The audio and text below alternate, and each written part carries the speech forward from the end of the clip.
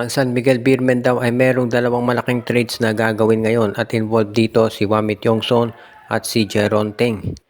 Ang San Miguel ay na-eliminate na ng Reynolds siya nila Stupientes at na-expose dito yung kahinaan ng San Miguel Beermen. Kaya nga hindi na ako magugulat kung magkaroon talaga ng major trades itong San Miguel pagkatapos nila ma-eliminate.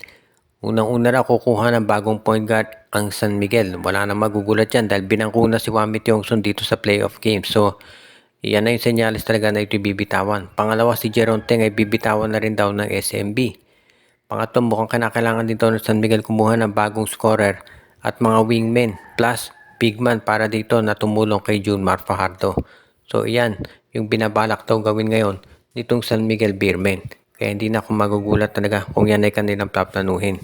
Kaya nga itong San Miguel Beermen talaga sa ngayon, no, maraming mga trades yan na pwedeng gawin. Kukunin daw baka si Tiongson kapalit ni Evan Nelly at baka si Franyo. Baka subukan din ng San Miguel na kunin itong si Cedric Barefield mula sa Blackwater Bossing. Or baka si Mikey Williams. Maraming players na kunin itong San Miguel pero mukhang priority daw ng San Miguel na makuha nila si Cedric Barefield. At ito naman si Jeron Teng, baka i-trade nila yan pabalik sa Converge or posible na baka ito si Jeron Teng dalhin sa Blackwater kapalit ni Barefield. At ito naman si Tiongson dadali sa Converge kapalit ni Mikey Williams.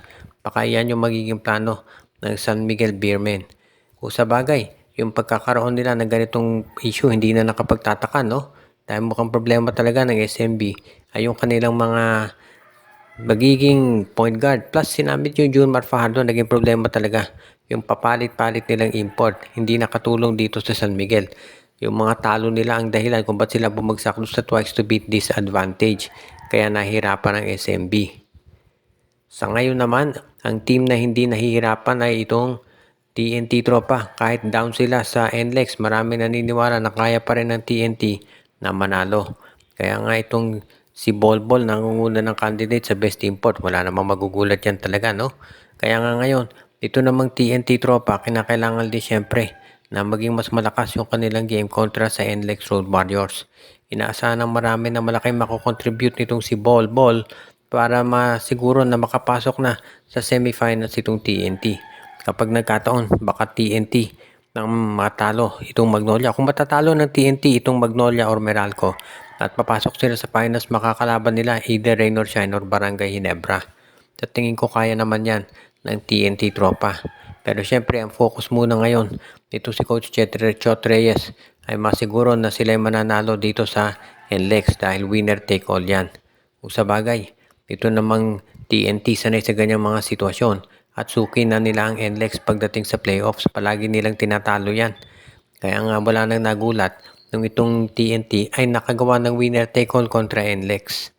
Ang magiging importante dito sa susunod na game para sa TNT ay magkaroon sila ng mas maraming contribution sa mga local players. Hindi po pwede na aasa na lamang sila kay Ball Malut Ball dahil kapag ginawa nila yan, magiging predictable yung offense nila. At kapag naging predictable na yung offense nila, diyan nagkakaproblema dahil syempre yung mga ibang teams nakikita na kung sino yung pinupuntahan ditong TNT at syempre kung ano yung magiging problema dito sa roster nila. Kaya nga sa tingin ko itong TNT talaga mukhang kinakailangan gumawa ng hakbang ngayon para mapalitan ito. Yung ganitong klaseng sistema. Dahil kung mas marami magko-contribute, mas talaki ang chance ng TNT ay mananalo talaga dito sa kanilang serye kontra dito sa NLEX Road Warriors.